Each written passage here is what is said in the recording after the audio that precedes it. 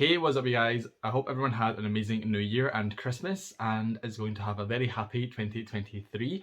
I did personally, and today we're going to talk about all the books that I either bought myself over the last few months or were given to me as Christmas gifts.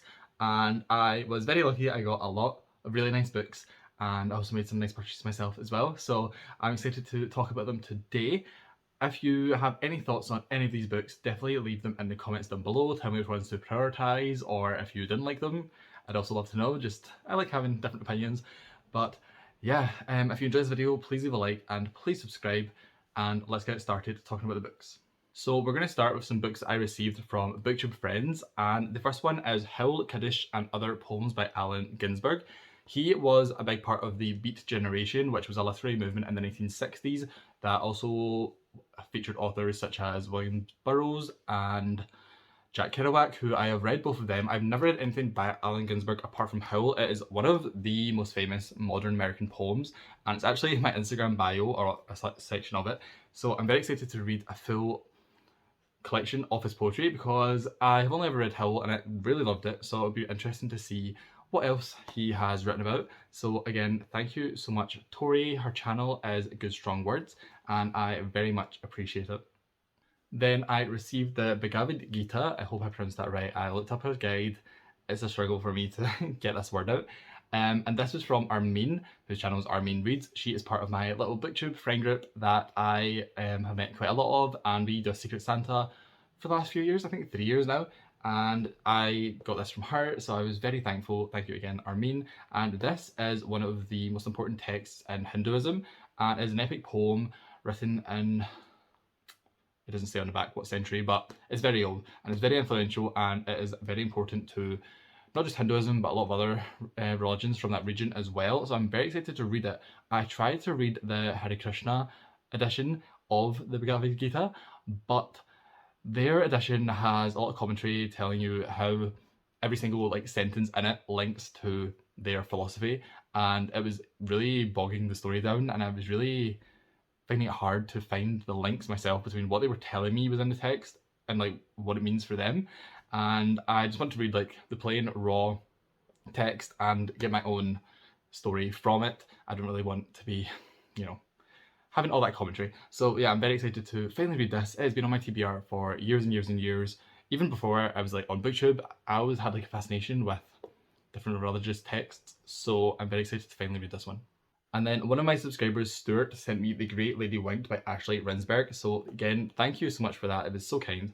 And this is a non-fiction book about 10 times the New York Times failed to represent the truth in their reporting, and it caused really bad effects. So it says on the back, the New York Times is powerful enough to influence wars, permit revolutions, shape economies, and change cultures. It doesn't just cover the news, it creates it.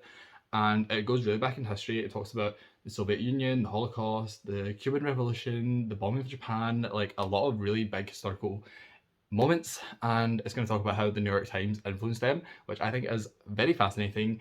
And I actually really been enjoying nonfiction recently, so I'm excited to give this one a try. I just randomly seen it somewhere. I don't know where I came across this. And then I went on Goodreads. And at first, when I first heard about it, wherever I seen it, I was like, that sounds kind of, one of those books that, I don't know, for a certain audience. And I went on Goodreads and it actually had amazing reviews, and Amazon as well has amazing reviews. So I think it's actually going to be really good. I'm excited for it. Okay, this is a series that I am very excited for and was definitely my favourite presents I think that I got for Christmas. And this is the Penguin Classics and Marvel collection. And right now there's 3 books. There's a Spider-Man one, there is a Captain America one, and there is a Black Panther one. And I've already read the Spider-Man book, but basically these are just the very first comics from these characters, and it goes into the history of the characters and publishing and the comics industry and just how influential it was, and it gives you the historic kind of basis for when the times that these stories were written and published in. And I just think they are so cool. The colors are so vibrant and beautiful, and I've already finished the Spider-Man one. It was great. I had to start with Spider-Man because he's just a classic. But yeah, it has a lot of introduction, a lot of information, and I just think that's such an interesting concept because, Penguin Classics they're one of like the most famous publishing brands, I would say, that's out there.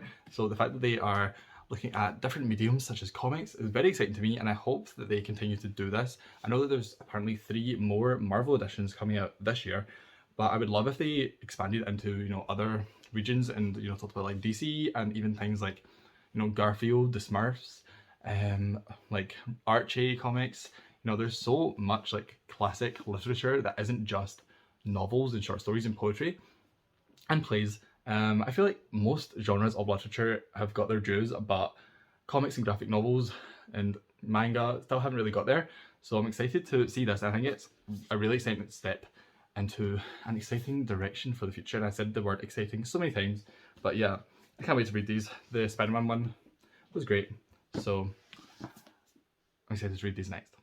I forgot to say, Andrew bought me one of those, my parents bought me one, and then my sister bought me one, so that's how I got all 3 of those. But Andrew also bought me How to Understand Art by Janetta Raybould-Benton, and he picked this up when we were at the Musée de l'Oranger in Paris, which is the museum that is built to display Monet's water lilies, like his huge canvas ones. Go check out my Paris vlog if you have not, but he picked us up for me there, and it is exactly what it sounds like. It's just a guide about, you know, the more technical side of art and how to understand the different materials and techniques and formats and stuff that go into artwork. So I'm very excited to read this because I do love art. I really love art history, but I don't really know much about the more technical side of it. So I think this will be very exciting. So thank you, Andrew, for that one. And then moving on, I also done Secret Santa with my real life school friends, and my friend Elise got me Where the Crawdads Sing by Delia Owens, and I seen this film when it came out in the cinema and I loved it. It's definitely going to be in my top 10 films of 2022. But I haven't read the book, so I'm very excited to read the book and see what the differences are and see if the book lives up to the film, because I just love the film so much.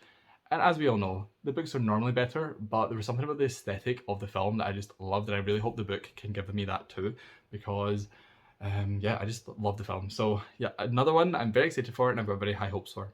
And the last straightforward gifts that I got were from my sister, and she got me this collection of Charles Dickens books. I have so many Charles Dickens books, like a ridiculous amount considering the fact I've only ever read Great Expectations, and I loved Great Expectations, but I've just never read any other ones. I don't know what's wrong with me.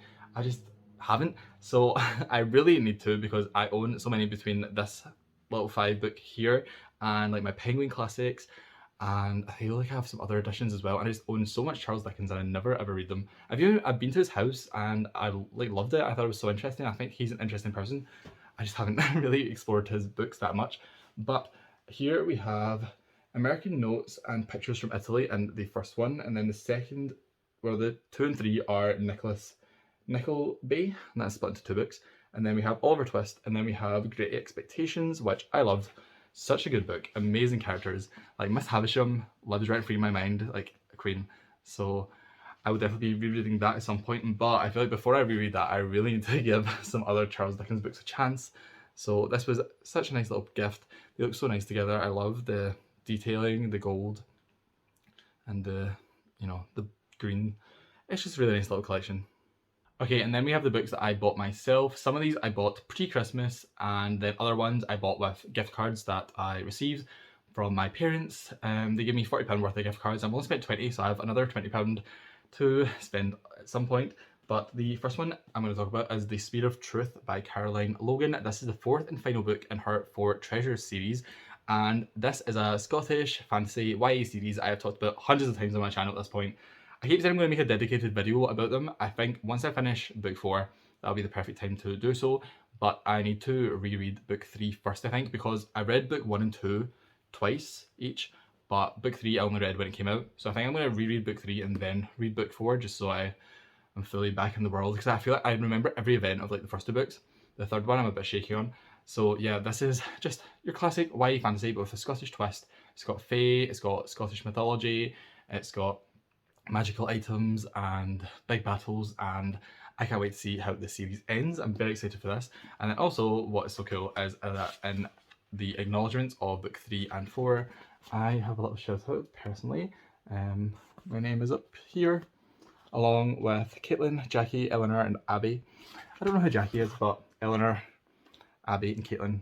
I love them. Jackie, if you're out there, hello. So yeah, I'm very excited about this one. And then we have Vladimir Nabokov, Ada or Ardor. I have never heard anyone talk about this book ever, but I was trying to hit a threshold on Waterstones to get free delivery, and I love Nabokov. Lolita, one of my favourite books. Pale Fire, amazing. What else have I read by him? I've read a few. I just love his work.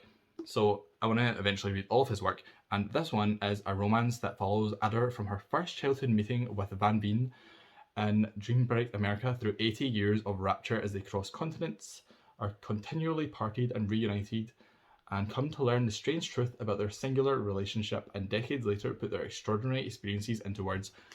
I think it's going to be so interesting. A love story that crosses 80 years is incredible. I don't think I've ever read something that covers that large span of time, so I'm very excited for this one. And then this was with the gift cards. I have Death Note short stories. I was obsessed with Death Note when I was younger. It was my favourite manga, favourite anime. I literally took a picture of Light Yagami, the main character from the anime, with his hair into the barbers when I was like 11. I was like, I want my hair like this, which is actually so embarrassing. But I've never seen this before, and I was flicking through it, and it's just so cool. And I haven't bought a manga in so long, and I wouldn't really do it with my own money, I don't think. But since I had a gift card, I was like, you know what, this is the perfect time to get something that I wouldn't normally buy. So I'm very excited for this, and just dive back into the Death Note world, because it's been so long. And then we have two Daphne du Maurier books. One of these about the gift card, one was before, and again, I've never heard anyone really talk about either of these. I have The House on a Strand, and then I have The Loving Spirit.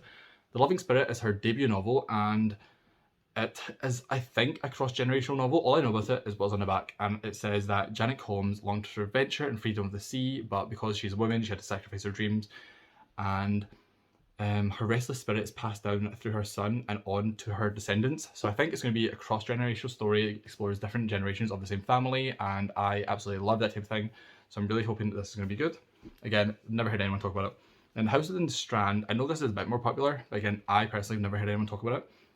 And it's about Dick Young, who is becoming a drug addict. Crazy for Daphne du Maurier. And it says, with each dose of the drug, his body and mind become addicted to the other world, and his attempts to change history bring terror to the present and put his own life into jeopardy. I think that is going to be so dark and also so interesting, and maybe even with a little fantasy twist, because Daphne du Maurier also wrote a lot of like fantasy and a little bit of sci-fi and some horror. So I think this could be very, very good. And again, Daphne du Maurier is one of those authors that one day I hope to have read all of their work, because I just love her. And also I love collecting these Green Spine Virago classics. I have so many of them, but they're basically all just Daphne du Maurier. I have a couple that aren't, but most of them are Daphne du Maurier.